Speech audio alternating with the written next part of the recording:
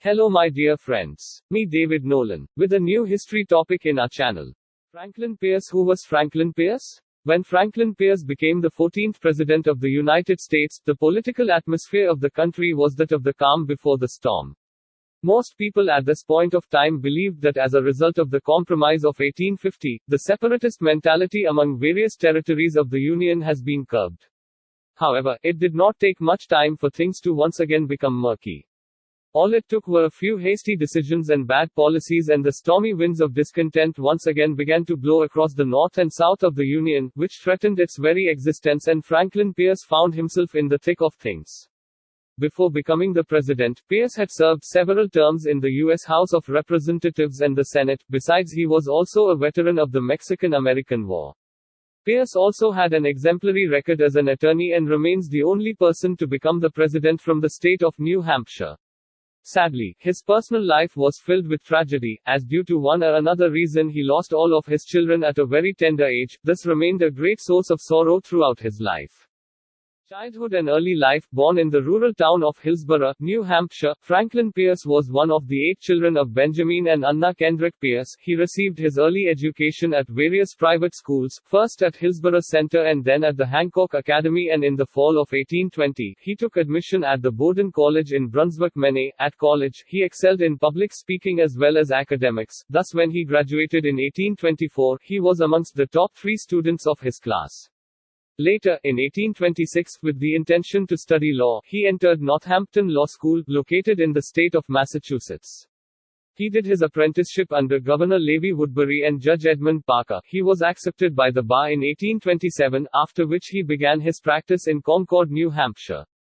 In 1829, Pierce's political career took off when he became member of the Legislative Assembly of New Hampshire. In 1831, he was appointed as the Speaker of the House with a little help from his father, who had recently become the governor of the state.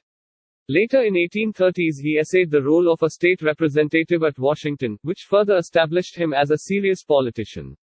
However, during this time, he also developed signs of alcoholism. He continued to retain his post as the member of House of Representatives till 1837. In 1837, he was appointed to the United States Senate, where he served till 1842, when he resigned from the post on his wife's request and joined the temperance movement. While focusing on his law practice, with the outbreak of the Mexican-American War, Pierce voluntarily joined the army as a colonel. In 1847, the same year on March 3, he was promoted to the post of brigadier general and fought bravely in the battles of Contreras and Churubusco, and was present during the final capture of the Mexico City. On March 28, 1848, he resigned from the army, having proven his mettle as a military commander, despite being a political appointee.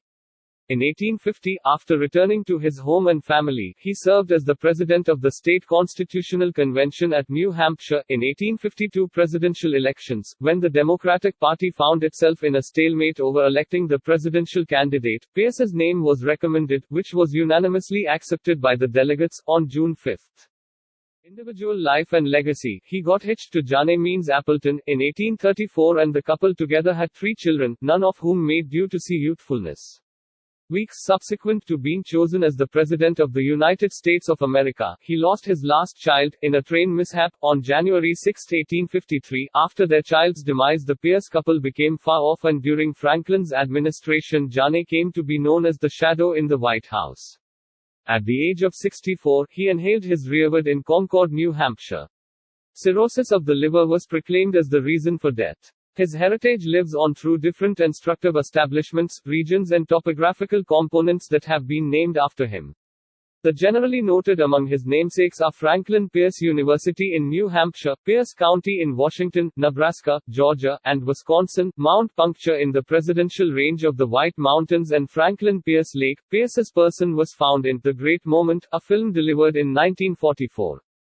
Random data. He is the solitary president who made his introduction vow by keeping his hand on the law book, rather than the Bible. He was the main president who brought a Christmas tree into the White House. His VP William King made vow of his office in Havana, Cuba. During his official term, the United States of America procured 45,000 square miles of land from Mexico. This obtaining came to be known as the Gadsden Purchase. He was covered in the Minot enclosure in the Old North Cemetery of Concord, directly close to his better half and children.